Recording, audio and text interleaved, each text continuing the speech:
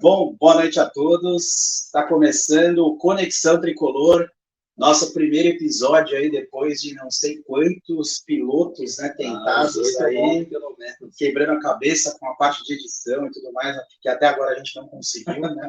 Mas enfim, a gente vai evoluindo, né, aos poucos. Aí. E bem-vindos, gente. Espero que vocês gostem aí desse projeto. Acho que falar um pouquinho só de como começou aqui, até para que vocês saibam, né, quem é Lucas e Vinícius aqui, né? Acho que, resumindo bem, o Vini vai poder complementar também, mas nós somos dois apaixonados aí pelo São Paulo Futebol Clube, amigos de infância, né? Estudamos juntos, né, no colégio aqui no bairro de Ipiranga. E desde então, né, a gente, no começo, um pouquinho separados, cada um indo num canto do estádio, né? Família, tal. Exato, e com o tempo a gente foi, né, consolidando isso aí, né, e indo junto, né, assistir os jogos do São Paulo, estreitando aí cada vez mais aí essa amizade.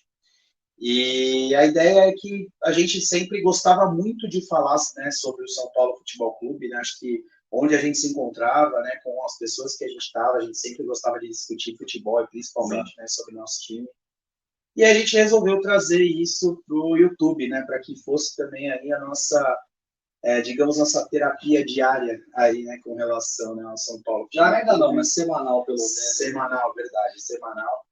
E que seja aí também um meio para que vocês também, né, tenham aí o escape, às vezes até, né, o estresse que São Paulo nos traz, né, acho que às vezes a gente dividir um pouquinho, né, das experiências que o São Paulo nos proporciona, né.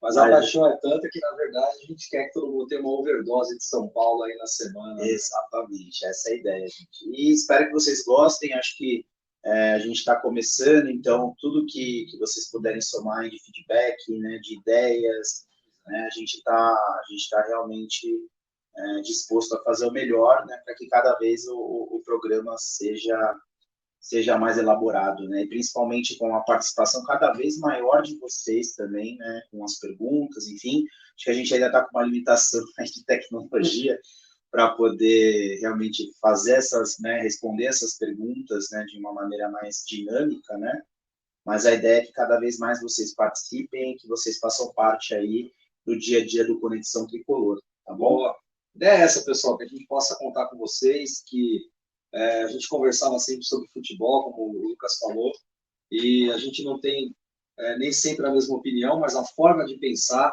é sempre muito parecida, né? O raciocínio que tem atrás ali da análise. Então, a gente resolveu criar esse podcast para que vocês também pudessem interagir.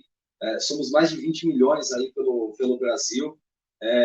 Muitos que não conseguem, claro, não moram na capital, não vão, de repente, no estádio por N motivos, e que tem, às vezes, uma visão do jogo diferente do que aquela que a gente teve, uma visão de análise de atleta, a análise da instituição São Paulo Futebol Clube, do momento, enfim. E a gente quer entender também de vocês como que vocês enxergam, nos passem, como o Lucas falou, os feedbacks. A gente está nesse momento ainda meio de transição ali, de entender, na verdade, as tecnologias que a gente vai conseguir usar, o aprendizado, mas, assim que possível, vai ter bastante interação aí com vocês para a gente poder fazer um debate semanal bem legal. Sejam bem-vindos aí ao Conexão Tricolor. Show! E a gente não podia ter escolhido semana pior, né, para começar o Conexão Tricolor, né, oficialmente, do que essa semana, né? A gente vem, né, de uma, entre aspas, classificação na Sul-Americana, que até aí, né, enfim, uma boa notícia, só que, né, domingo aconteceu, né, a derrota pro Palmeiras, né, a gente vai falar muito disso também. Vamos falar com mais detalhes também do ponto positivo da vitória do Tolima, né, de tudo que aconteceu. Acho que a gente tem também alguns pontos relacionados à parte de transferências, assim, mais boatos do que, né, realmente fatos, né?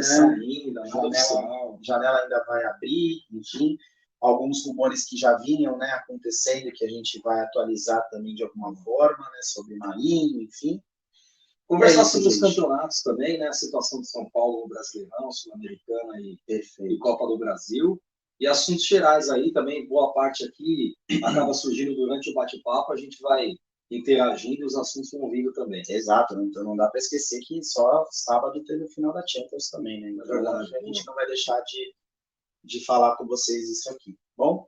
Então vamos lá, gente. Acho que seguindo a pauta, seguindo a sequência, a gente começa aí, sem pensar ainda no domingo, tá? Mas falando ainda no feriado, estamos ainda no feriado. Na quinta-feira, né? O feriado começou tão bem, né? Começamos aí com o jogo do Tolima, né? Um jogo que a gente esperava, né? Que o São Paulo realmente tivesse uma performance, né, superior e que realmente vencesse, né, com tranquilidade, né, o Tolima, até pelo que a gente viu do primeiro jogo lá, que tem meu Deus do céu, uma das piores partidas do ano, assim, com certeza, que eu já assisti na minha vida, né? Mas o São Paulo, né, correspondeu. São Paulo teve um pouquinho de dificuldade lá no início, mas logo depois do primeiro gol, um golaço, né, do Caleri, né, e a expulsão, né, consequente, né, do zagueiro, né, isso, e os caras vieram para bater de passagem, né, as porteiras abriram, né, para o São Paulo de alguma forma. A gente viu também a diferença de qualidade. Era um jogo que realmente a gente não podia, né, trazer muito como parâmetro, mas não deixa, né, de trazer uma animação, principalmente com a importância do resultado, né, para a sequência também da Sul-Americana, né? Sim. Mas é isso, acho que a introdução foi feita. Vini, queria saber de você, o que você achou do jogo, quais foram os pontos positivos e negativos aí. Pois é, acho que assim, a gente até saiu do estádio comentando que era um jogo um pouco ilusão, né, o placar, por conta do adversário muito fraco, né. Lá na Colômbia, na verdade, a gente já não entendeu muito porque não conseguimos fazer no mínimo 1-0 naquele time do Tolima, um time realmente muito, muito fraco. Para mim, no mesmo nível ali de Puerto Cabello, sinceramente, apresentando pouquíssimas dificuldades. É um time que você falou, veio para bater, os caras sabiam que não tinham bola, não tinham condição, vieram para querer parar o jogo toda hora. É verdade que teve a expulsão, mas a gente lembra que a expulsão saiu no primeiro gol. Então, pelo menos 1-0 já estava. Eu acho que um placar de 2-3-0 seja construído naturalmente. Não vejo outra perspectiva, mas a expulsão facilitou bastante. E aí a gente acaba perdendo o parâmetro também. É outro jogo, não adianta. A gente não sofreu absolutamente nenhum chute do Tolima, zero dificuldade, não teve nada. Então foi um jogo treino, ritmo de jogo treino. Perdemos um gol aí incrível lá numa jogada do Luciano, que ele tocou um pouco para trás, na verdade. Eu tocava para ele um pouco para trás, não vou lembrar exatamente. Foi o lance do Michel Araújo, não foi? Foi o Michel Araújo. Já no segundo tempo. Mas assim, ritmo de treino. Mas era um jogo que eu acho que era importante a gente vencer, justamente para poder dar confiança para o Clássico depois de 2 derrotas. Pois é, de derrota para o Sport, derrota para o Grêmio. Era para voltar a vencer. O Morumbi confirmado 7 horas da noite, 44 mil e tantas pessoas. Eu acho que a gente saiu de quinta-feira, não digo confiantes assim para domingo, mas com uma expectativa melhor de que, bom, pelo menos o time reagiu dentro de casa, né? Enfim, acho que tem muito o que falar nesse jogo do Tolima, né? Eu acho que o fato chave, né, foi realmente o golaço do Caleri, né, e a falta. Acho que vale destacar, até para fazer as principais desavenças, né, que a gente tem, né, com o jogador, a partida do Caio. Mas para mim, e a gente vai falar também no jogo contra o Palmeiras, que Caio Paulista vem sendo um dos melhores jogadores do São Paulo. E assim, futebol é momento, então, enfim, não estou falando que ele é craque, não estou falando que... Mas hoje é um jogador que realmente tem representado na posição que atua. Eu vejo muita evolução também na parte defensiva, que ainda é o calcanhar de Aquiles dele. Acho que ele tem muito a evoluir, mas já trabalhou muito bem nisso. E acabou fazendo 2 gols na quinta-feira, né? Enfim, podia ter feito até mais um, né, em um outro lance lá. É um jogador que está tentando algo de novo, principalmente, né, pela lateral. Então eu queria fazer essa menção honrosa aí para ele. Pois é, ele é o jogador, para mim. Eu tomei um picolé aqui depois do jogo contra o Vasco, né, porque num dos pilotos que a gente estava fazendo aqui, tentando, eu tinha criticado bastante a atitude do Caio Paulista, o que ele vinha tendo na temporada, justamente por conta da falta de agressividade que ele vinha apresentando, sempre toca para trás, toca para trás. Na verdade, até no estádio, no jogo contra o Vasco, era assim, você ouvia, né, os outros torcedores ali, sempre que ele pegava na bola, também falando, puta, já vai tocar para trás de novo. Depois que estava 4-2, depois que estava 4-2, aí o jogo foi outro. Aí ele parecia o Messi, mas até o jogo ficar resolvido, tinha uma certa dificuldade. Bom, foi eu falar isso no jogo seguinte contra o Vasco, ele jogou muito bem, foi até o destaque, eu acho, de São Paulo no jogo. Concordo, acho que ele vem fazendo boas partidas e tudo, mas para mim, como você falou, acho que uma das principais desavenças que a gente tem ainda, eu vejo ainda muita coisa a provar do Caio Paulista. Lógico que resguardando as devidas proporções do time que a gente pode ter também, né? Não adianta a gente achar que nós vamos ter ali o melhor lateral esquerdo do mundo, não é assim. Né? Acho que talvez o único asterisco ali também que vale colocar é que ele está improvisado. Isso acho que vale também ressaltar que não é a dele, né? Mas você vê, eu já começo discordando de você em uma coisa. Eu vejo que defensivamente, na verdade, eu não vejo tanto problema no Caio Paulista, porque acho que ele e talvez o Pablo Maia são os únicos jogadores que eu, pelo menos, vejo que tentam tentam bloquear um cruzamento do adversário. É impressionante como o São Paulo permite o cruzamento do adversário. Eu vejo que ele agride um pouco mais a bola, eu gosto disso nele defensivamente. Eu achei justamente que ele ia estar rendendo mais ofensivamente. Tudo bem, nos últimos jogos, o cruzamento foi muito bonito com o gol do Caleri lá na Arena do Grêmio. Mas, assim, para mim, as melhores partidas do Caio Paulista na temporada, ele já deve ter pelo menos jogado aí de 15 a 20 jogos tranquilamente, foram contra Goiás e Tolima. Então, assim, zero referência. Eu acho que falta um pouco de agressividade a esse jogador. Ontem ele até tentou, teve até mais sorte que juízo numa jogada que saiu bonita lá, ele saiu no meio de 3 jogadores lá do Palmeiras. Mas eu vejo um pouquinho ainda, não sei, eu ainda tenho o coração mais amarrado com esse cara. Não estou sendo corneta não, mas eu ainda tenho o pé atrás com ele. Bom, acho que assim, fechamos Tolima, acho que não tem muito o que falar do jogo, acho que só ressaltar o que a gente vai ressaltar também para o próximo, que é justamente essa torcida maravilhosa, né? O quanto que a gente está representando, né? Cara, um dia antes o Palmares jogou pela Libertadores contra o Barcelona de Guayaquil e deu, se não me engano, 32, 33 mil pessoas. Libertadores, né? O Palmeiras até naquela situação mais desconfortável que o São Paulo em termos de classificação, né, da competição. Uma véspera de feriado, enfim. E o São Paulo, umas 7 horas da noite de um feriado, conseguiu colocar 44 mil pessoas contra o Tolima, perfeito, né, no Morumbi. Então, acho que isso mostra bem o que essa torcida vem fazendo. Né? Assim, acho que nem vem ao mérito a gente, né, porque vão vir os comentários de mas o ingresso é mais caro, que não sei o que lá. Gente, não tem como argumentar, né, com o que essa torcida de São Paulo está fazendo, né, nos últimos jogos, né? Acho que a gente não traz para isso.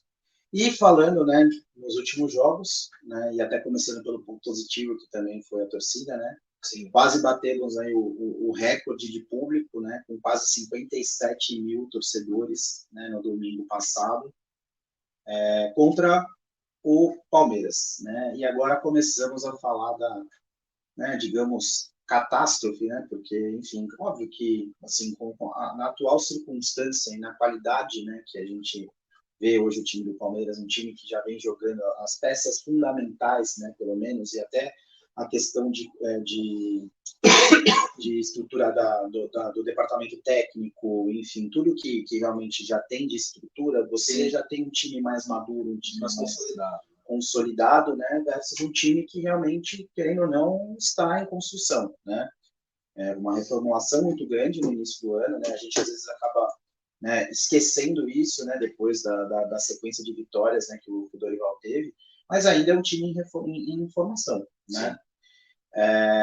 E aí a gente pega um time maduro, um time que realmente, né, já tem, né, uma vivência um pouquinho maior, um técnico que já conhece os caminhos, né, por mais que eu não goste, né, das atitudes e da coisa, a gente não pode negar.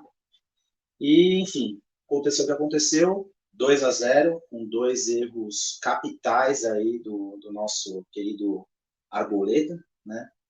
E começamos a falar do nosso domingo trágico contra o Palmeiras. Vini, o que você achou do jogo? Faça a sua visão. Cara, eu vejo assim, o São Paulo, ele jogou de maneira geral, ele jogou de forma organizada até durante o jogo. Eu vejo que, se a gente for resgatar, falando aí até, você comentou do time do Abel Ferreira, né? Se a gente for pegar pelo menos os últimos 2 anos e meio ali, 2021, 2022 e agora essa metade de temporada de 2023, você vai ter ali uns 3 jogos que o São Paulo jogou evidentemente melhor que o Palmeiras, uns outros 3 que evidentemente o Palmeiras jogou melhor que o São Paulo, e o resto, jogos de muito equilíbrio, às vezes até jogos chatos assim de ver, times se estudando muito, jogos muito de meio campo, empates de 0-0, 1-1, jogos realmente sem grandes emoções. E ontem, sinceramente, foi um jogo parecido com esses jogos chatos, assim, de sem emoção. Não tivemos grandes, sabe, lances ali, capitais, de construções de jogadas. Eu acho que, de fato, o resultado veio por erros individuais. Não é a primeira vez que o Arboleda falha em jogos grandes também, isso a gente tem que pontuar. Não é caça às bruxas. O Arboleda, eu acho que ele ainda, para mim, ele ainda é um dos melhores zagueiros da Série A do campeonato. Eu gosto muito do futebol do Arboleda, principalmente o jogo aéreo, mas ontem falhou. E ele acho que já tem idade, maturidade, tempo de São Paulo suficiente para saber o que isso significa no clássico São Paulo e Palmeiras, né? Então, sem passadas de pano para ele, mas também sem caça às bruxas. Eu acho que é a crítica que tem que ser feita, que ele já sabe muito bem e com certeza está sentindo muito isso também. Mas o jogo, muito de meio campo, o São Paulo vinha até bem, até o momento de tomar o gol. Teve o lance do pênalti, depois eu queria até discutir não só esse lance, mas a interpretação da regra como um todo com você também, porque, enfim, eu tenho uma opinião que talvez a gente vá discordar ali. Mas o São Paulo vinha bem, realmente tomou um gol dessa falha. E a partir do momento que tomou o gol, aí eu vejo um primeiro tempo bem fraco mesmo. A gente foi dar. O Palmeiras não fez mais nada. O São Paulo foi dar um chute a gol aos 46 do primeiro tempo com o Luciano, um chute no meio do gol. O segundo tempo, sim, eu acho que a gente voltou melhor. Nem tanto, talvez, pelas alterações, tirando o Nestor, que eu acho que entrou bem, mas pela atitude mesmo. O São Paulo teve mais atitude, foi para cima, e quando a gente até já imaginava bem maduro o empate, veio o balde de água fria, e a partir dali o jogo meio que terminou, não teve muito o que fazer. É verdade que o Palmeiras tem essa característica de quando faz o gol, principalmente fora de casa, o jogo termina, né? Ele sabe sofrer, mas ainda assim eu vi o Palmeiras bem abaixo. Ontem, se você não soubesse do contexto dos dois times no ano e nas últimas temporadas, simplesmente visse o jogo, você não ia falar que era hoje a equipe a ser batida versus um clube que está aí na fila de títulos. Não pareceu. Então, eu vi um jogo bastante equilibrado, espero que tenha servido de lição para os jogos que a gente vai ter na Copa do Brasil. E aí, depois da tua impressão geral do jogo, eu queria discutir alguns pontos específicos de esquema tático que eu percebi durante esse jogo, que eu acho que a gente vai ter que ter muita atenção para os jogos de mata-mata aí com eles. Perfeito. Acho que assim, você resumiu magistralmente aí que foi o jogo. Acho que, assim, uma coisa que eu estava repetindo, que eu até falei para você quando a gente estava chegando no estádio cara, a gente precisa estar 100% atento. Eu puxei muito o que tinha acontecido, por exemplo, no jogo contra o Sport, da desatenção e tudo mais, e que ontem a gente não poderia ter tido, que era justamente qualquer falha, qualquer desatenção, porque o Palmeiras é aquele time que, quando precisa, ele vai jogar no erro do adversário, ele vai aproveitar cada oportunidade que ele tiver. Né? Então, a gente vê até pelo scout do jogo, que pode ter sido maquiado pelos últimos minutos, depois da expulsão do Pablo Maia, enfim. Mas, cara, o Palmeiras, ele deu, de 4 chutes, acho que ele acertou 2, ele fez os 2 gols, né? Sim. Então, assim, um aproveitamento absurdo, né? Eles foram com o intuito, né? Principalmente depois do primeiro gol, de jogar única e exclusivamente no erro do São Paulo, né? Foi claro isso, né? E acho que isso até remete, né? O porquê que às vezes a gente não pareceu ser o Palmeiras, né? De sempre. Mas é aquele time que ele vai mirar na estratégia certa quando ele vê a oportunidade. E foi o que eu vi claramente ontem.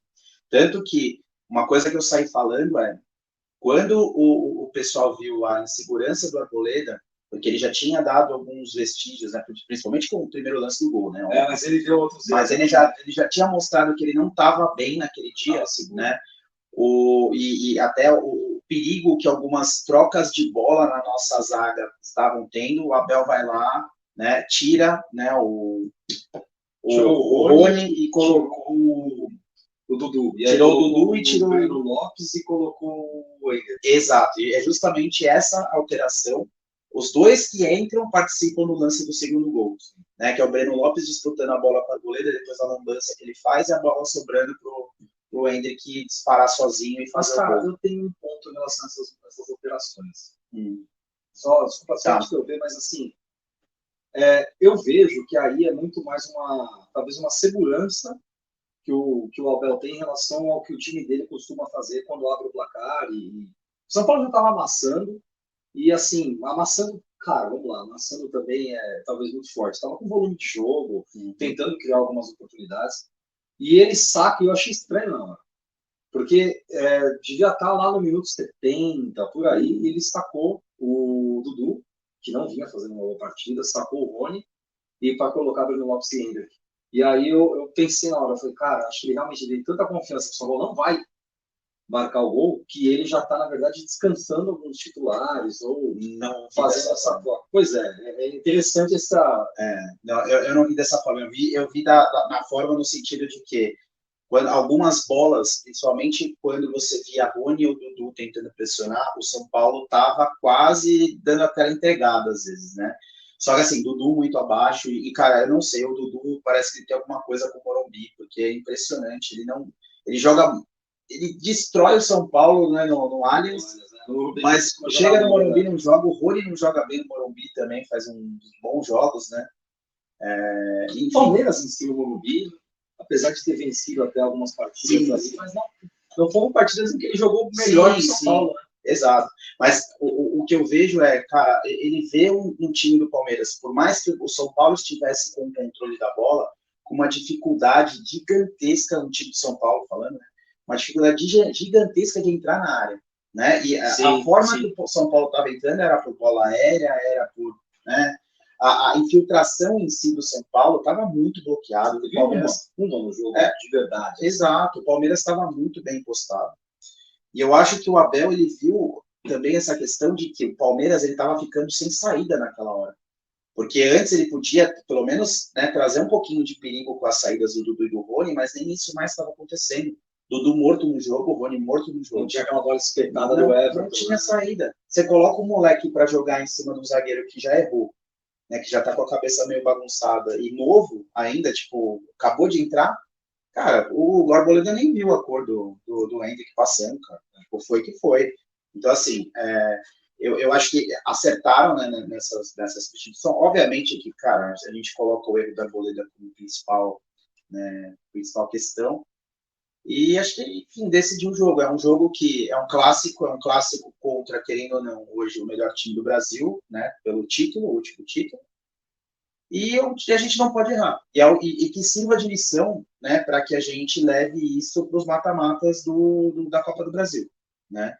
Porque, cara, a gente precisa dar uma resposta de alguma forma. Então, assim, temos coisas positivas para trazer desse jogo, mas é o seguinte, cara, a gente não pode cometer erro contra times como o Palmeiras, como o Flamengo, né, que aconteceu naquele 3-1 contra o Flamengo também, que foram... Aquele foi um jogo, acho que foi o melhor jogo do São Paulo na temporada. E a gente perdeu de 3-1. Então, assim, o quanto que o São Paulo ainda não consegue ser tão efetivo no ataque, o quanto que o São Paulo ainda tem algumas desatenções em função, não sei, de psicológico, enfim, mas que não podem acontecer. Então, a gente precisa trabalhar isso para os próximos jogos e levantar a cabeça e ir para cima de novo, né? E acho que trago até para a gente começar a discutir os pontos que você comentou.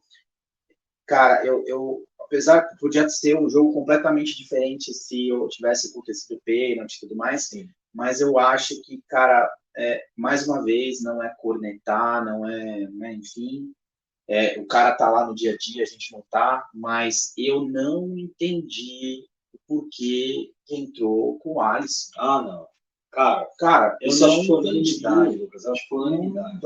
Não dá para entender. Mas sabe? aí, porque, assim, até entendo que é um jogador que, né, já tem uma vivência maior em jogos mais, né, pesados, enfim. Mas, cara, de verdade, você traz a mesma formação, você vê que o cara já faz uns bons jogos que não está rendendo. Aí você tem um rato no banco que, cara, toda vez que entra tá fazendo alguma coisa, por mais que, né, enfim, tenha tido também jogos ruins, mas é um jogador que cria ou tenta criar alguma coisa, sabe? E, enfim, você não utiliza. E aí, entrando muito nessas questões também, as substituições, para mim, acho que demoraram para acontecer. E aí, quando acontecem, você me coloca um Rodriguinho no jogo contra o Palmeiras, né, precisando buscar um placar, sabe? Mas, não, Lucas, não sei se era o momento, sabe? Mas, enfim, já passo a bola para você. Não, eu vejo assim, cara. É engraçado como a gente enxerga, a gente só vê aquilo que a gente quer. Em que sentido? O Rogério vinha sendo muito criticado por alguns torcedores por algumas coisas como insistência em determinados jogadores, insistência em determinados esquemas táticos, ou quando ele mudava, ele estava inventando. Determinado, né, praticamente. E aí, quando ele queria mudar, era o professor Pardal. E, enfim, era criticado por também alguns jogadores tidos como devotos ali, né, e inabaláveis por parte dele. O que a gente vê hoje? Né? A gente vê uma crítica, não, e também por não deixar jogar alguns jogadores que não eram sequer relacionados e que custavam sei lá quanto, e que de repente o São Paulo fez uma aposta e tudo mais. Bom, tudo bem. Por deixar Luan no banco, uma série de coisas. Então, o que a gente vê hoje com o Dorival? Luan no banco. Com o time do Rogério Ceni. Eu não quero fazer juízo de valor de quem é melhor ou pior, mas no time do Rogério Ceni, o Neves não era relacionado. No time do Dorival, o Jackson Mendes não é relacionado. No time do Rogério, o Nestor cadeira cativa, não sei quem cadeira cativa. No time do Dorival, o Alisson, que jogou mal contra o Sport, jogou mal contra o Grêmio, não vem jogando bem há no mínimo 4 jogos. Né? E não jogou bem no primeiro tempo, tudo bem, até trocou no intervalo, mas para mim já não deveria ter entrado. E, enfim, então assim, é só para, na verdade, fazer a provocação até, e entender também do torcedor que está acompanhando a gente. E o Luan, que ficava no banco, continua no banco. Então, assim, é lógico que existem diferenças do time do Rogério e do Dorival, é normal. Se você for treinador ou eu for treinador, por mais que a gente pense parecido, vão ser times diferentes, com jeitos diferentes de jogar. É normal que isso aconteça. Mas eu vejo que, às vezes, a gente tem uma tendência a enxergar quando as coisas não vão bem e pegar no pé de algumas coisas e na verdade, isso está acontecendo também e, às vezes, não estou falando nada. Agora, do Alisson ficou mais discrepante. Do Alisson, eu acho que realmente não tinha sentido dele entrar jogando pelo que ele vinha rendendo. Tudo bem, o jogador passou por problemas particulares do começo do ano. O São Paulo, a torcida e o Rogério, na época, agiram super acho que com uma parceria muito grande ali com o jogador, entendendo. Mas, cara, a verdade é que o cara não está jogando. Então, concordo com você, acho que demorou para entrar. E eu vi que, assim, cara, é lógico que foi um jogo que o São Paulo perdeu e não jogou mal, o Palmeiras ganhou e não jogou bem. Mas a gente se engana quando a gente só olha os erros isolados do Arboleda e acha que o jogo foi isso. Não, é o empoderado. Porra, deu azar, aquela coisa toda. Não, são parênteses, né? O primeiro erro do Arboleda é motivado por um pedregulho que o Alisson toca para o Arboleda. Óbvio, não justifica tanto, mas assim, não passe na fogueira para o Arboleda, e o Arboleda vai lá e fez a lambança que fez. 2 decisões erradas em sequência.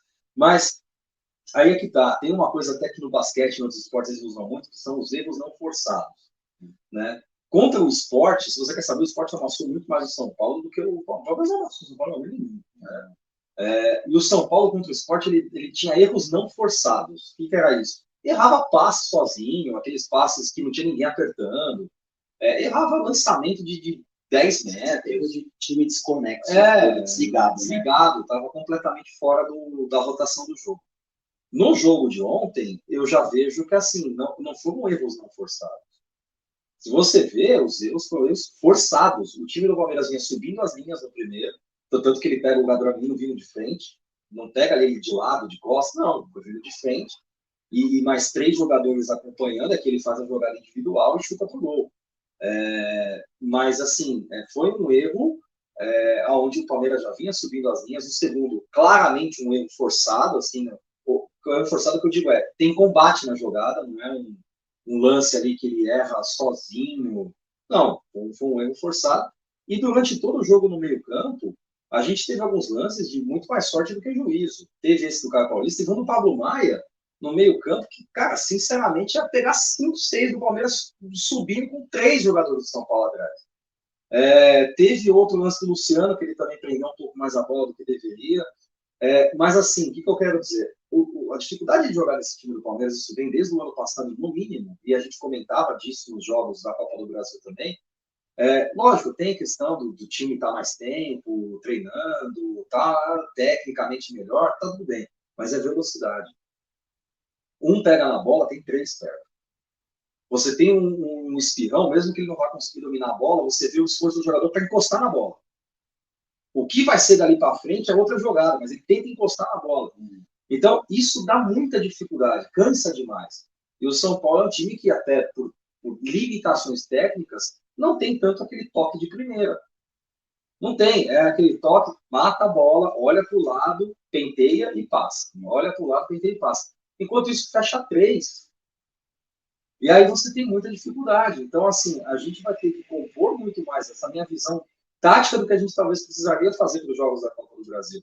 A gente vai precisar pensar num esquema que componha mais o meio-campo, né? Dê mais robustez a esse meio-campo, e aí a gente vai falar, de repente, do que você achou também do Nestor, nesse sentido, para que a gente tenha mais volume dentro no meio-campo e evite essas enrascadas de 1 contra 2, 1 contra 3, pegando os caras com velocidade tudo para cima.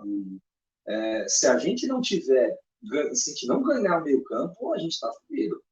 Eu não sei o quanto que a necessidade de buscar o placar, né, nesse sentido, principalmente depois das mudanças que a gente teve do primeiro para o segundo tempo,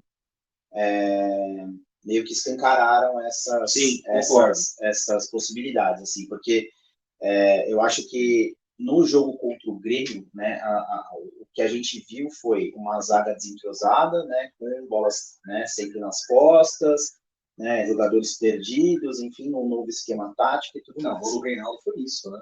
Ontem, no Morumbi, o que eu vi foi um time organizado defensivamente, até quando no começo do jogo, né, a gente realmente tem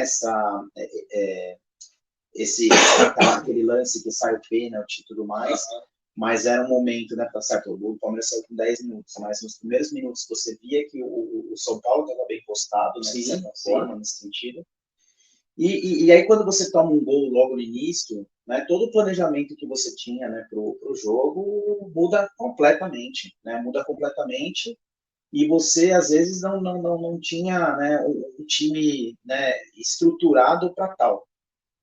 Não vejo como que a gente, nessa questão, né, de já entrar com 2 volantes, e aí você coloca ainda nessa conta um Alisson, que para mim já não é ponta, já não é, seja como você chama, há muito tempo, mas que também teria, né, essa responsabilidade um pouquinho mais defensiva.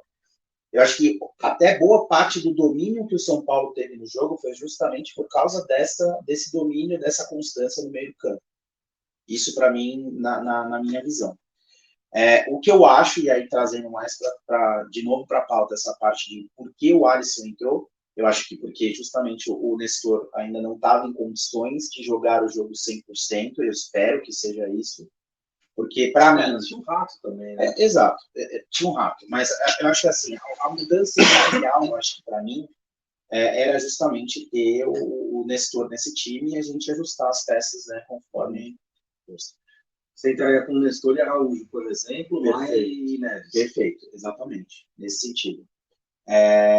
E eu vi dessa forma, acho que o Palmeiras ele foi se adaptando ao jogo, né? O São Paulo, por mais que a gente tenha tomado 2-0 bem postado em campo, Mas voltamos a sofrer com o que a gente sempre fala, que é a questão de efetividade lá na frente, da questão do passe de primeira, que você disse muito bem também. A gente, às vezes, não consegue ter aquela jogada diferenciada. Qual foi a única jogada de infiltração que teve? Foi uma jogada de passe de primeira entre Luciano, Nestor e Caleb. Que teve a bola saindo mascada, o Everton definiu até facilmente.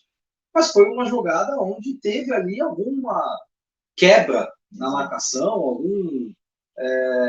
tirando isso fica muito difícil, e aí não é só por ser Palmeiras, qualquer time, a gente viu isso contra o Sport, a gente viu isso contra o Grêmio, contra qualquer time que queira se colocar bem postado na frente da área, a gente vai ter dificuldade. Porém, com um time que tem a velocidade a seu favor, e está acostumado na hora que pega a bola, sair com 5, 6 jogadores para cima da linha do adversário, a gente tem que ter muita aproximação no meio campo. Sim. E aí eu vejo onde o Nestor vai ter que correr uns 15 quilômetros, mas é aí que eu vejo onde o Nestor pode ajudar bastante, até pela idade dele, pela característica. Né? Exato. Eu acho que a transição do Nestor ela foi sendo feita, né, nessa parte de volância nos últimos anos. Né? Sim, para um meio campista. Né? Exato. E aonde ele vai ter que correr uns 15 quilômetros, porque ele vai ter que estar junto do volante para ser uma opção de passe, vai ter que ter jogadas que ele vai carregar um pouco mais a bola, e vai ter jogada que ele vai ter que estar junto do lateral e do Luciano para fazer triangulação. E isso do outro lado, mesma coisa, talvez com o Araújo, por exemplo.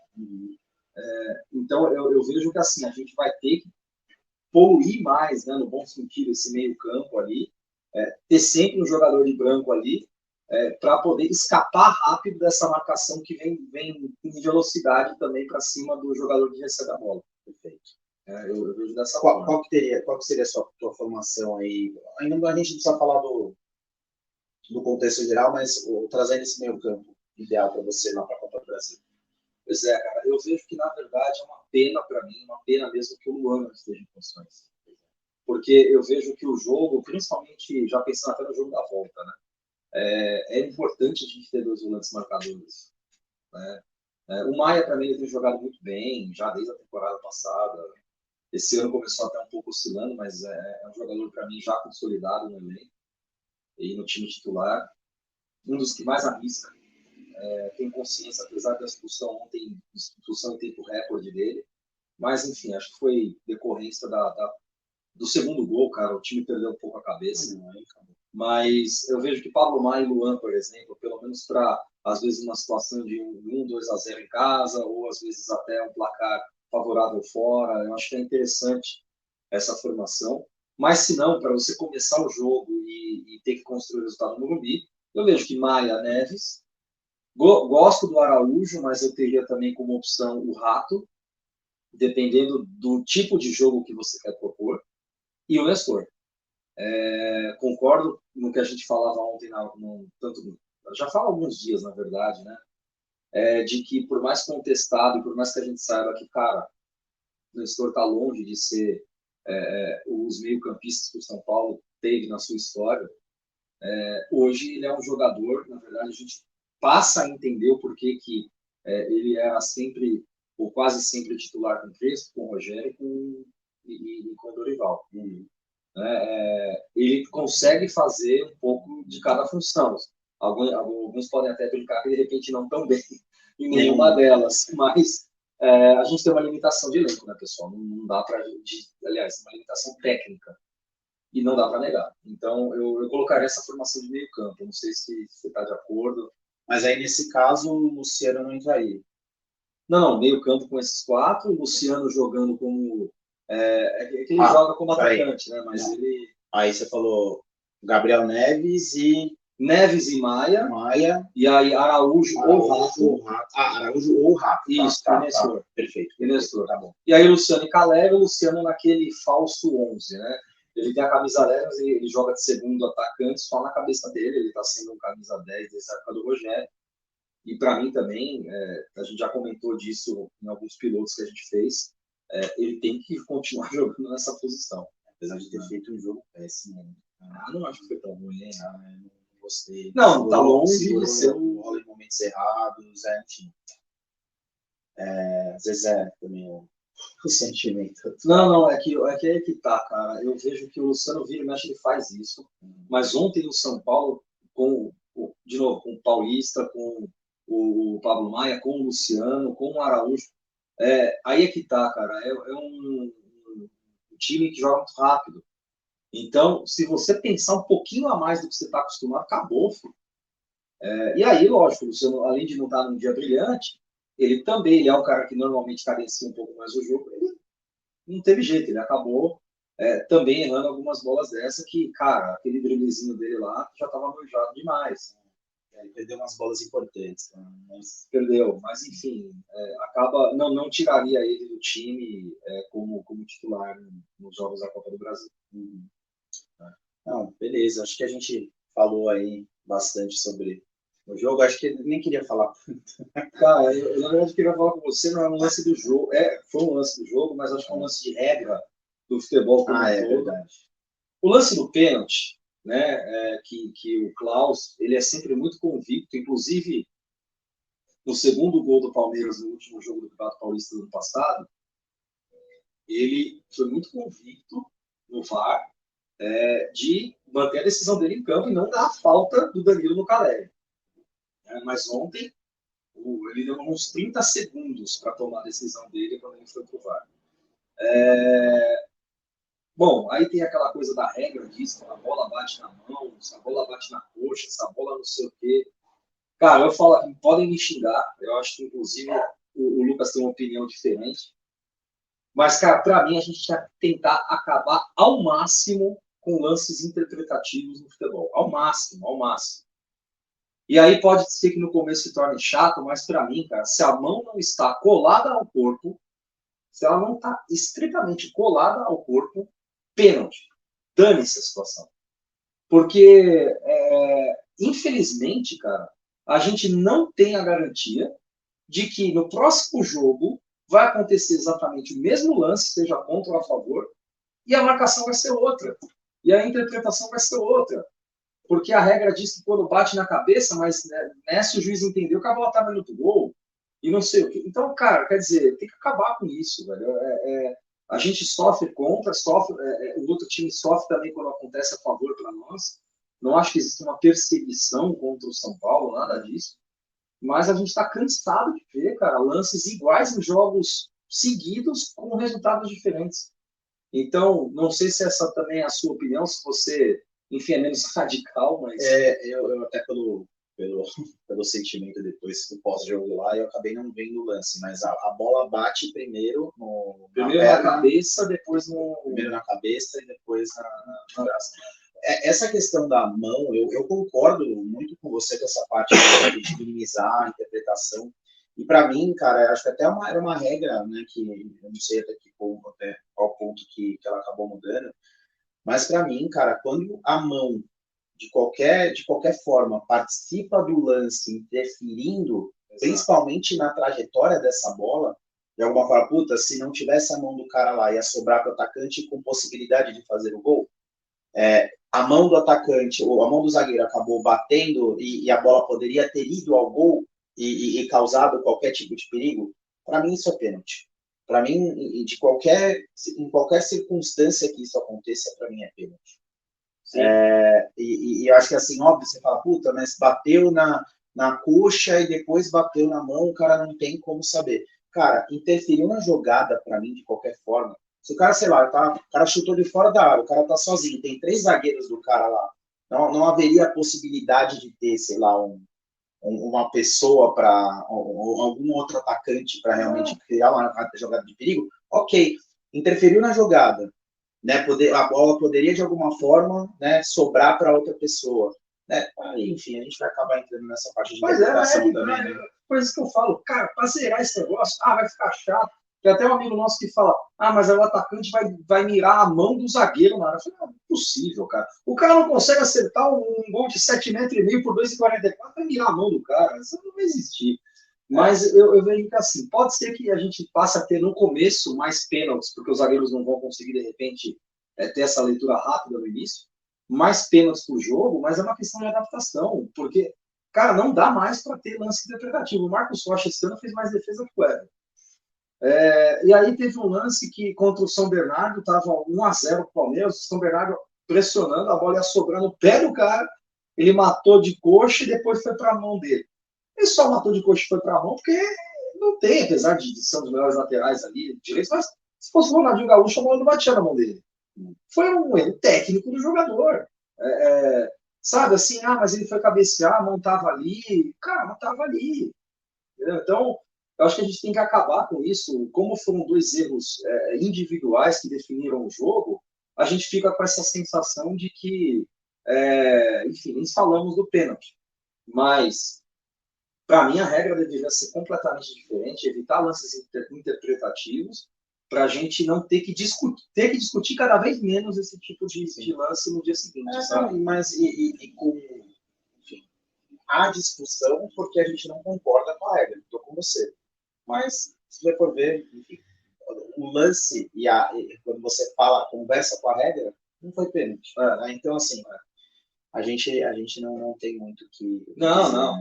Acho que tem algumas coisas que precisam evoluir muito, né, no futebol. Sim. Essa questão e a parte de impedimento, né, o quanto que a gente não consegue fazer que nem a Premier League já está testando, que é justamente aumentar o diâmetro da linha de impedimento. Quantos gols, né, bonitos que a gente vê aí no futebol acabam sendo anulados porque o cara estava com a ponta de chuteira na frente. Qual que é a vantagem que esse cara teve, né, para fazer o gol com uma ponta de chuteira na frente do zagueiro? Nenhuma, sabe? Nenhuma. Então, assim, assim, óbvio que se você não é rígido, você acaba abrindo margem. Tem que existir ali uma certa linha aí, que eu digo não é a linha do impedimento, mas uma linha na regra que determina, né? Exato.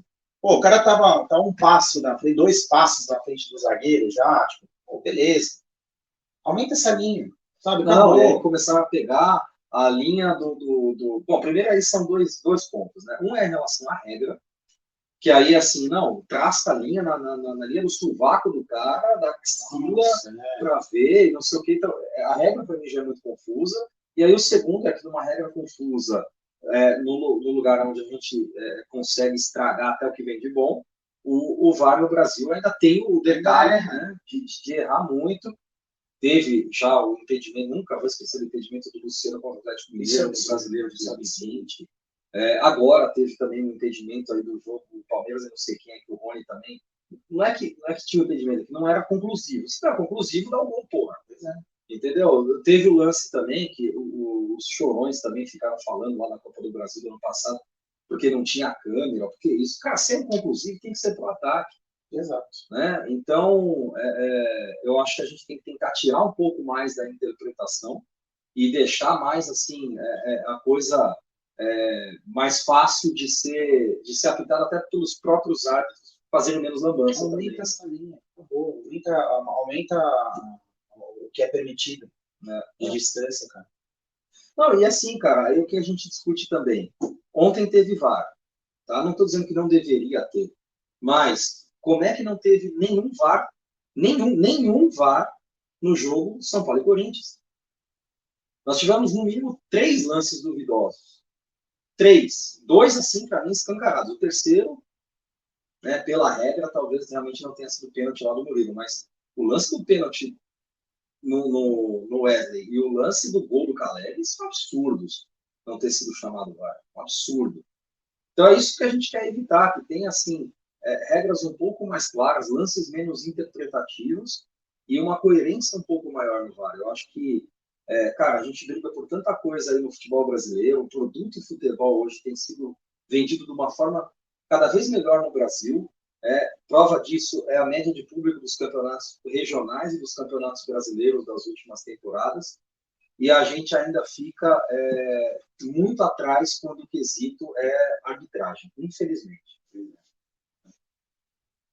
Bom, acho que matamos aí o jogo contra o Palmeiras, bola para frente. Bola para frente, vamos pensar nisso. Acho que até quando a gente fala de elenco, talvez seja interessante a gente dar uma passada bem rápida aí, né, no que a gente teve de boatos, né, perante as contratações.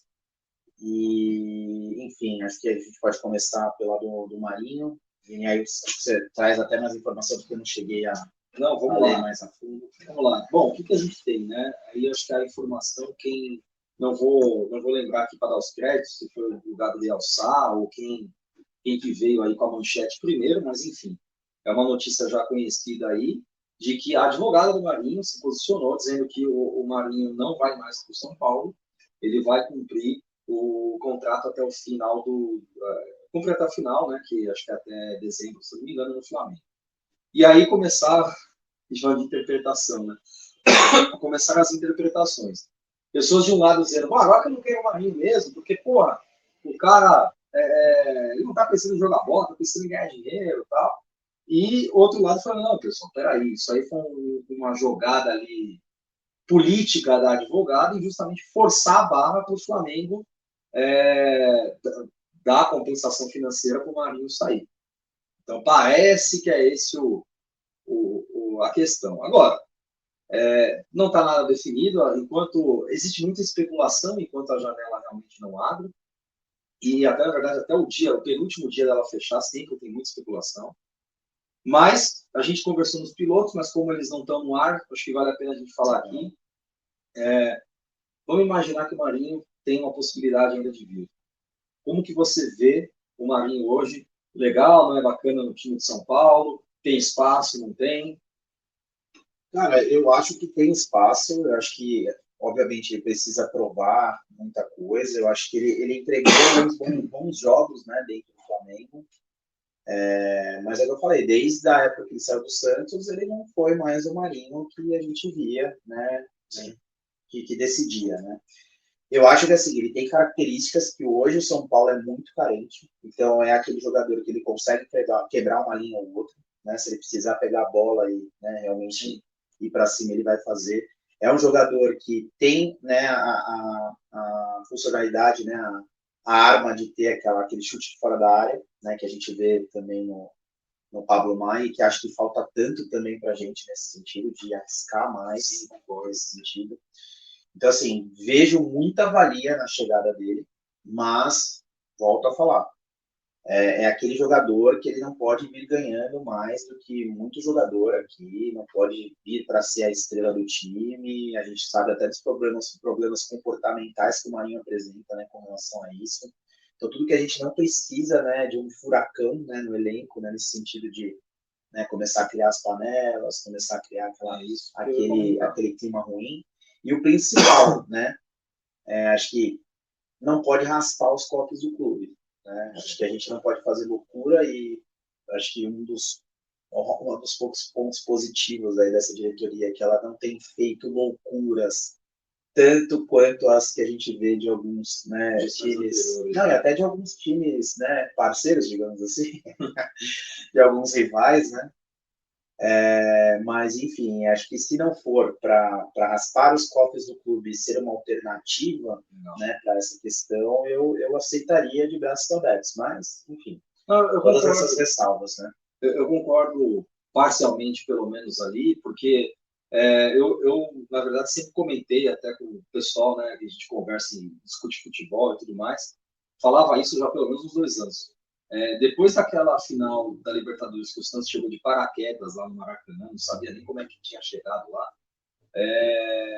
eu falei, cara, o Marinho para mim é um jogador de uma temporada só. E assim, até agora tem se mostrado isso realmente, porque não é que ele não teve ali o nome falado nas outras temporadas, foi até o Flamengo, mas longe de ser o Marinho da temporada 2020, longe. Então, nesse sentido, eu fiquei realmente com o pé muito atrás, mas eu concordo quando você fala de algumas limitações técnicas que a gente tem hoje, que ele poderia ajudar nesse aspecto. Não só no chute fora da área, mas na transição. Né? Lógico que a gente tem o Alexandre Pato também, que nós não sabemos em que condição ele vai chegar, mas a depender da situação do jogo, você ter sei lá, o Marinho e o Pato jogando no mesmo, jogando juntos, eu consigo imaginar pelo menos uma transição mais rápida, né? Alguma alternativa também de drible. O Marinho ele arrisca um pouco mais. Então, cara, a situação que nós estamos é essa, de achar que de repente o Marinho, tá? E aí, cara, nenhum menosprezo ao jogador, não é isso, tá? Mas achar que ele realmente pode ser uma solução. Então, Esse é um lado positivo. O lado que eu vejo com muita atenção é o lado de gestão de elenco. O São Paulo ele tem isso, a gestão atual não conseguiu melhorar em relação às anteriores, que é a questão de gestão de elenco. A gente tem hoje, falando aqui de cabeça, vamos falar aqui de um problema nítido de gestão de elenco, jogadores estrangeiros. Falando de cabeça aqui, cara, Arboleda, Alan Franco, Ferrarese, Neves, Mendes e Araújo, Galopo, Caleri e sei lá, cara, onde foi parar o Araguela. Mas deixa ele lá. Se ainda está, vamos chamar aqui atrás. Se ele ainda está no elenco, né, que eu realmente não sei, pessoal, são 9 jogadores estrangeiros. Tudo bem, Ferrarese, Galopo machucado, já diminuiu.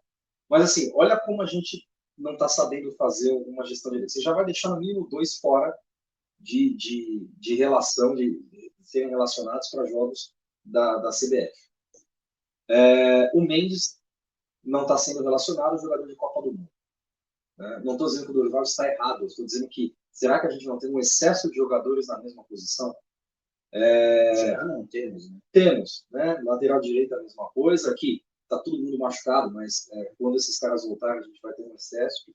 Então eu vejo assim, a gente tem que tomar cuidado, porque no esquema que o Dorival vem jogando de 4-4-2, e agora com a chegada do Pato ainda, e com a volta do Galopo, a gente vai começar a ter muitos jogadores que a torcida vai começar a cobrar que esses caras entrem em campo.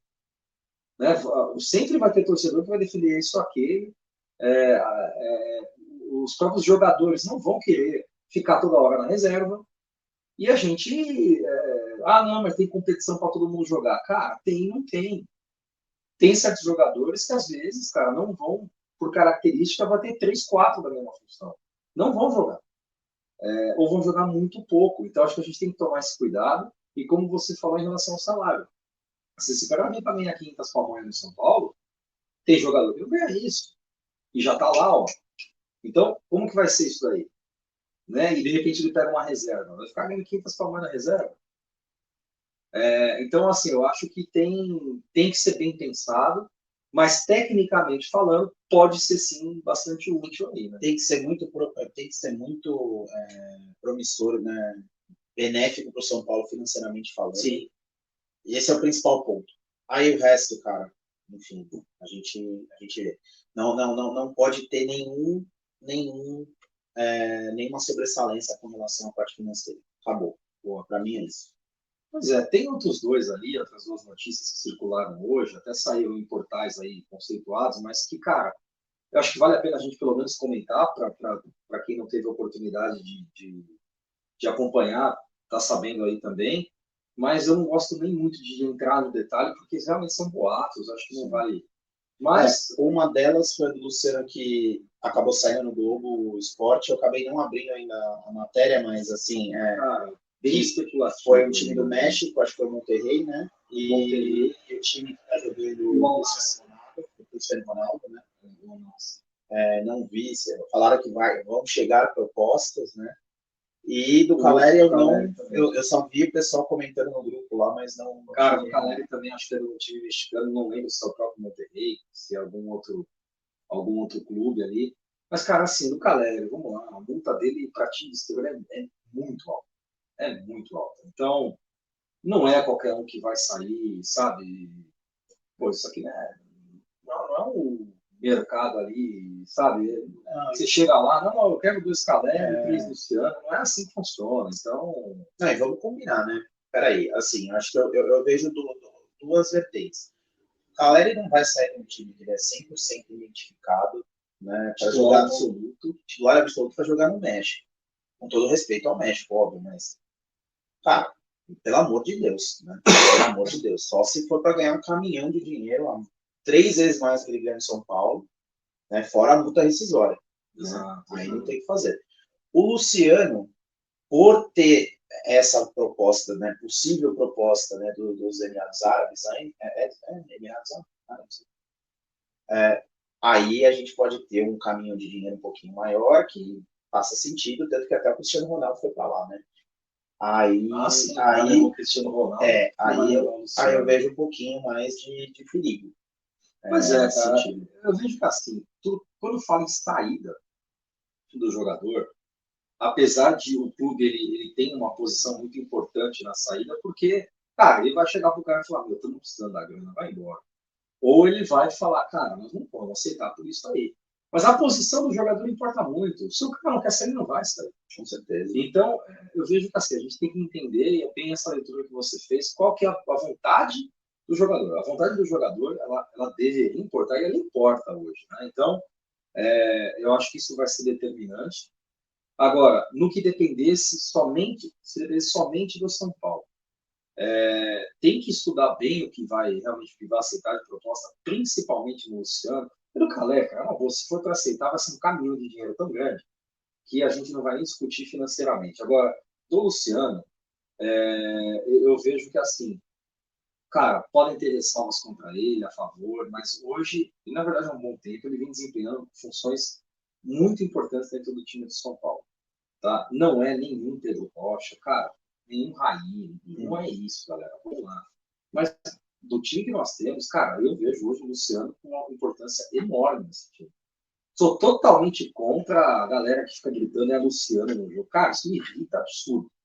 Mas a gente tem que dar o crédito pro cara que ele está desempenhando papel bem importante nos times montados pelos últimos treinadores. Então, o que tem que pensar é de forma fria.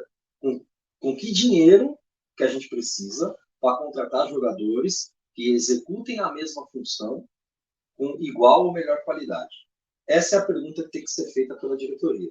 Nós precisamos de tanto. A venda é por menos do que isso, no que depender do São Paulo, ele não pode facilitar essa venda. Agora, a gente consegue coisa melhor no mercado, tudo bem, se é a vontade do jogador, paciência. Né? Eu acho que é só essa leitura, mas assim, cara, acho que a gente ainda vai. Né? Estamos discutindo sobre hipóteses, né? Pois é. Quando virarem fatos, realmente, a gente na mesa, a gente volta entrar mais no assunto. Agora vamos lá, falando um pouco aí então das perspectivas, né, do São Paulo, dos campeonatos que a gente disputa. Ainda estamos em 3 frentes, né? Brasileiro, Copa do Brasil e Sul-Americana. Sul-Americana a gente já teria que perder, acho que por 4-0 do Tigre em casa para poder, né, disputar a repescagem. Mas a gente já, enfim, cara, não vai acontecer. Então, a gente já está assegurado aqui na Madeira, né? A gente já está assegurado ali 6-1 do Esporte. Não, Deus me livre. Na Sul-Americana, Copa do Brasil, esse jogo choque rei, né? Decidindo fora. E Campeonato Brasileiro, cara, Campeonato Campeonato traiçoeiro, eu já vejo. A gente começou vendo com muita preocupação o Campeonato Brasileiro, os resultados vieram. Hoje eu já volto a ver com mais preocupação de novo. Como que você está enxergando os momentos de São Paulo? Você acha que dá para a gente ir até onde? Lógico, pessoal, isso é uma foto do momento também, né? Futebol é momento, que a gente falou, é quarta e domingo. Mas o que você está enxergando aí? Para o brasileiro, eu queria trazer uns pontos que a gente discutiu nos pilotos, né? Que era justamente quando a gente estava naquele período pré-jogo contra o Grêmio. Né? E uma das coisas que eu trouxe era que, assim, quando você via a tabela e os jogos que o São Paulo né, fez, eram times de meio para baixo da tabela, né? E aí a gente pode trazer até os estrangeiros, né, nesse parâmetro, quando a gente fala de Sul-Americana, que pelo amor de Deus, né?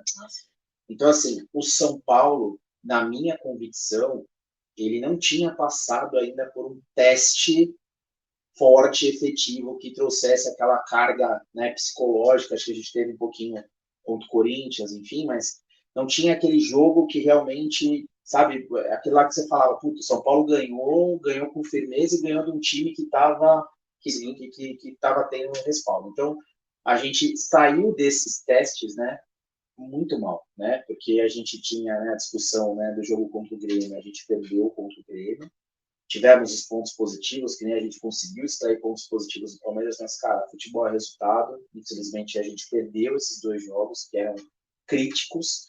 Nesse meio do caminho, a gente ainda teve um jogo péssimo contra o Sport, que a gente quase deixou a Copa do Brasil, né, um caminhão de dinheiro para lá, entendeu? Então, assim, isso me faz crer que eu estava com o pé atrás antes e eu continuo com a mesma convicção. Para mim, eu quero cumprir a primeira meta que a gente tinha no começo do ano, que são os 45 pontos.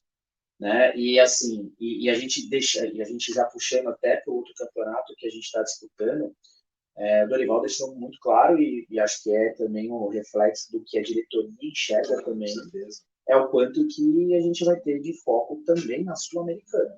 Porque, para mim, até na nossa última discussão, eu achava que o São Paulo ia vir com um time muito desfalcado, muito misto de leite, contra o Tolima. E não foi o que aconteceu. O São Paulo veio 100% titular. Óbvio, fez o resultado. Gostei, óbvio que gostei, né? Tipo, tal, mas, cara, me causou muita preocupação ver aquele começo de jogo contra o Tolima, os caras, cada um com uma foice na mão, quase arrancando a perna dos jogadores e todos titulares lá. E se a gente perdesse qualquer peça, obviamente que depois a gente perdeu do Palmeiras, mas qualquer peça, né, que a gente perdesse nesse jogo ia fazer muita falta no jogo contra o Palmeiras. Às vezes você parte por jogos e jogos. Exato. Então, assim, vem se construindo já uma visão muito clara da diretoria e da comissão técnica de São Paulo com relação à Sul-Americana, né? Então, cara, sigo na minha convicção. Por enquanto, para mim, são os 45 pontos, independente do que aconteça, né, daqui para frente. Eu acredito que o São Paulo, cara, consiga passar desses pontos, mas eu quero que primeiro cumpra essa meta para que a gente comece a pleitear qualquer coisa. Copa do Brasil, eu volto a falar que nem o que eu estava falando antes do jogo contra o Palmeiras no domingo. O time ele precisa estar com cabeça. O time ele precisa estar concentrado e assim, não é só concentrado, é 200% concentrado. É colocar na cabeça que aquilo lá é o jogo da vida deles e que eles não podem errar em momento algum. Eles têm do outro lado um time que é muito bom, por mais que a gente odeie, é um time muito bom, a gente tem que assumir. E assim, muito bom, muito bem treinado, a gente já falou tanto disso, enfim. A gente não pode errar como aconteceu no domingo. Que sirva de lição, né, esse jogo contra o Brasileiro, e aí você trouxe até um ponto importante, né, de superstição, né, no sentido que a gente também tinha perdido de lá, foi muito mais, né, impactante, porque foi uma virada, né, ganhando de 1-0 nos últimos minutos, né. Então, assim, tomara que a gente siga, né, na mesma pegada, que o São Paulo use como exemplo, né, isso que ele passou e também os outros jogos, né, enfim, para que ele se apresente bem contra o Palmeiras e que traga essa classificação, porque, pelo amor de Deus, né, a gente está precisando, né, de um retorno desse. O torcedor está merecendo isso. Meu Deus. E acho que assim, essa é a minha visão contra o Palmeiras. Acho que a gente tem chance. A gente é o azarão da história, não tem como, ainda mais com os caras decidirem em casa.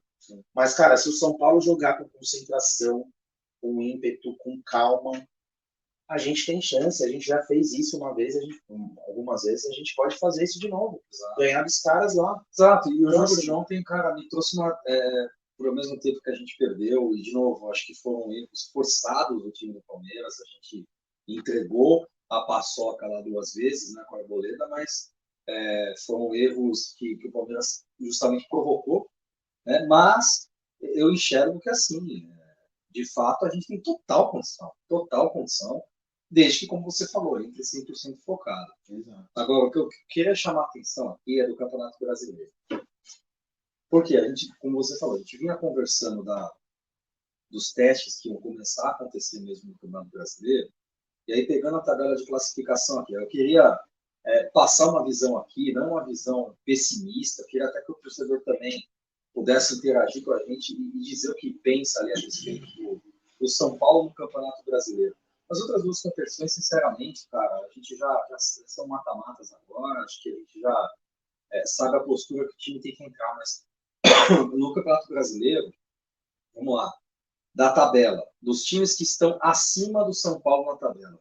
Botafogo, perdemos. Palmeiras, perdemos. Flamengo não jogamos, Atlético Mineiro não jogamos, Fluminense não jogamos. Grêmio, perdemos.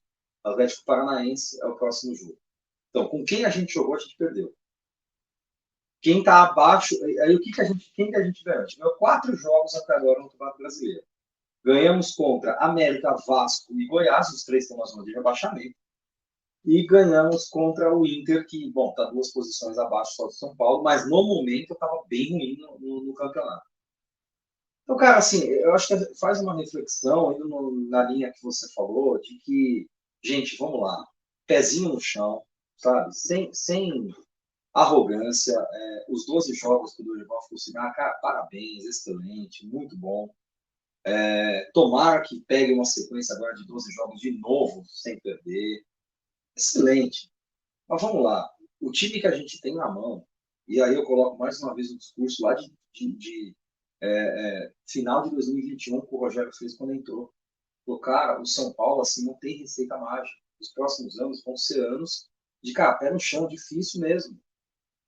Então, Copa do Brasil, a gente tem um desafio complicado. Sul-Americana, cara, que Deus queira a gente consiga, de repente, mais longe que ano passado, ou seja, o título. Mas o Campeonato Brasileiro, ainda temos que pensar nos 45 pontos primeiros. Nós estamos hoje na 8ª posição, e quem a gente jogou acima da gente na tabela, a gente perdeu. Então, e a gente ganhou praticamente 75% dos jogos que a gente ganhou foi contra times que estão na zona do rebaixamento. Quer dizer, o que isso mostra? Que o São Paulo, mais uma vez, está entrando para ser meio de tabela no campeonato. Num campeonato brasileiro que você praticamente pede ali 2 pizzas e ganha uma Libertadores, a gente está arriscado a não ir de novo. Então, o foco, para mim, tem que ser muito, muito na Libertadores, no Brasileirão, para tentar pegar uma vaga de pré-Libertadores, né? A Sul-Americana, beleza, a diretoria pode dar o foco que ela quiser, acho importante também, mas assim, a gente não pode descuidar do brasileiro. O brasileiro é traiçoeiro. Sempre aconteceu no passado, né? A gente colocou todas as fichas na Sul-Americana e ele não representou nas últimas rodadas do brasileiro, né? Também, né? Então... Exato. Então, eu só faço essa provocação de novo aqui, coloco esses dados aí para que cada um possa refletir e ter a sua visão do que acha, se isso é só uma coincidência por enquanto, ou para onde vocês acham que o São Paulo de fato vai disputar, vai se posicionar na tabela do Campeonato Brasileiro desse ano. Perfeito. Eu acho que é isso, não vai fugir disso. Acho que é pé no chão, 45 pontos, chegar ao máximo na Sul-Americana e chegar ao máximo que der também na Copa do Brasil, se Deus quiser, pelo menos passar no Palmeiras. Pois é, e a gente vê que às vezes aquele que é totalmente favorito, pode ser que às vezes até ganhe, como aconteceu ontem, ganhou, né? O Palmeiras pela grande mídia aí, tira sempre como favorito nos jogos que entra, mas a gente tem condição também de ganhar, a gente tem condição de dar muito trabalho e em qualquer competição que esteja, desde que entre focado. O time tem condição de ser competitivo. A gente teve um exemplo disso no sábado, no jogo da final da Champions, o City versus a Internacional. Cara, para mim, o resultado, assim, não existe justiça no futebol, aquela coisa toda, mas, bom, quando não é seu time que está jogando, é uma delícia. O resultado, para mim, não reflete o que foi o jogo. Não reflete o que foi o jogo, né? E o City com um time, para mim, no mínimo, 2 degraus acima do time da Inter. Né? E a gente é Palmeiras desse degrau aí.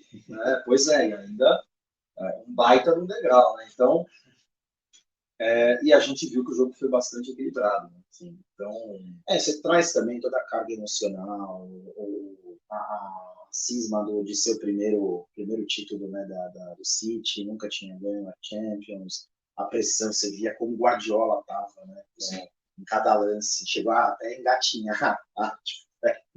Tava sensacional o Guardiola. Foi o lance da Inter, né? Mas assim, você traz isso. Assim, se fosse, e eu até trouxe para os amigos que estão assistindo comigo, se fosse um jogo normal, né, tipo, sei lá, uma fase de grupos aí de uma Champions League, o City realmente, eu acredito que o City ia passar o carro tranquilamente. Acho que veio muito dessa carga emocional. E aí eu puxo muito para o que você estava falando dessa carga emocional. É isso que a gente tem tido muito, né? Até nos últimos jogos, até na última catástrofe do Palmeiras, né? Que foi os 4-0 no jogo de volta, é emocional, sabe? É você saber trabalhar isso de alguma forma.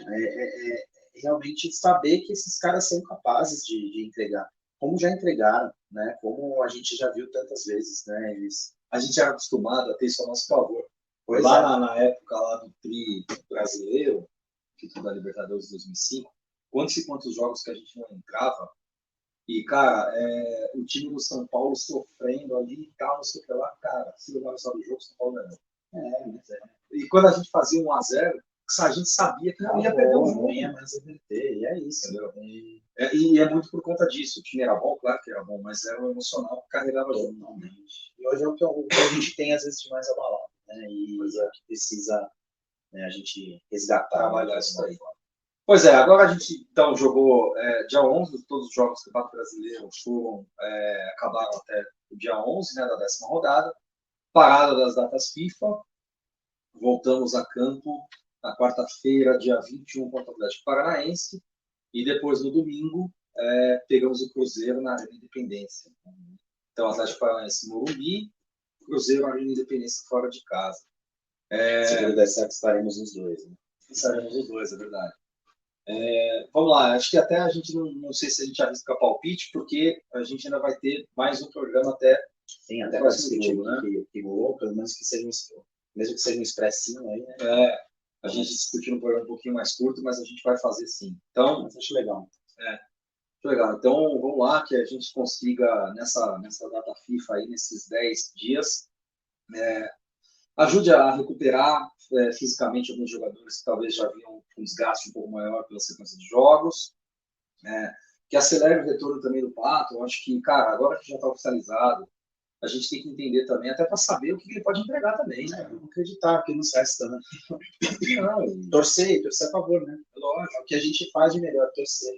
É lógico. E assim, cara, é muito ruim a gente ter uma parada depois, assim, sabe, dessa derrota, vai ficar remoendo, mas eu quero ver o copo meio cheio, sabe? Eu vejo como muito boa essa parada, porque... você não entra na decadência, né? Pelo amor de Deus. Imagina se na sequência a gente já tem que jogar com eles de novo, com esse revés, assim, eu acho que, enfim...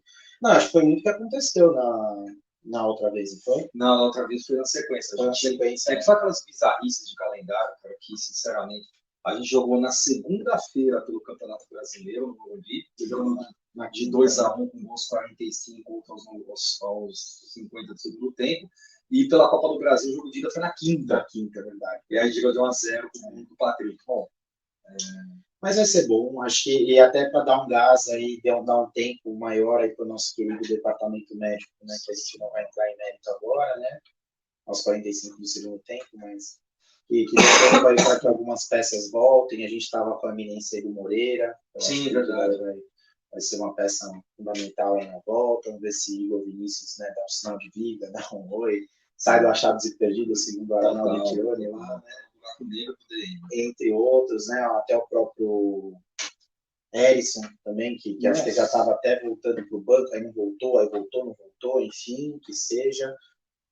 Esperar que esse tempo aí seja de reflexão, seja de muito trabalho, né, seja de recuperação, que nem a gente já falou, e que o São Paulo, né, coloque tudo de volta nos trilhos aí, que a gente volte a vencer o campeonato. E a gente pode trazer na próxima, né, na próxima segunda-feira, justamente, talvez, não sei se não terão tantas novidades, né, mas a gente pode aprofundar um pouco mais e entrar na discussão também do torcedor a respeito do departamento médico. Acho que vale a gente fazer essa ponderação. E é isso daí, que a gente conseguiu cobrir bastante coisa. Infelizmente, né, pessoal, a gente não está numa segunda-feira das mais felizes. Nunca é bom perder um clássico, não existe situação que seja bom perder um clássico, mas a gente tem que enxergar a coisa de uma forma bem realista e extrair os pontos positivos e tentar enxergar ainda mais os negativos para tentar corrigir, né? Perfeito. E os palpites ficam para a semana que vem? Fica para a semana que vem. Então tá bom. Boa, mas é isso aí. Desculpem aí, tá tossindo aqui de vez em quando. A gente ainda tá se ajeitando, né? Talvez vocês tenham ouvido o cachorro latir, barulho de moto passar, mas com o tempo a gente vai ajustando todos esses pontos aí, tá bom? É isso aí. E é isso aí, galera. Agradecemos muito aí pela audiência do primeiro episódio aí que vai ao ar do Aleluia, do Conexão Tricolor, nosso projeto aí tão querido. Espero muito que vocês gostem. Volto a falar, como eu falei no início, somem com a gente, mandem sugestões, né? Mandem os palpites, as visões de vocês. Vai ser muito importante para que a gente cresça junto, né? E deixe o programa cada vez mais com a cara de vocês, né? Tá isso aí. Boa, galera. Obrigado. Uma boa semana aí, na medida do possível, aí para todos os São Paulinos. Até a próxima e obrigado aí por assistir aí o Conexão Tricolor. Valeu. Valeu, pessoal.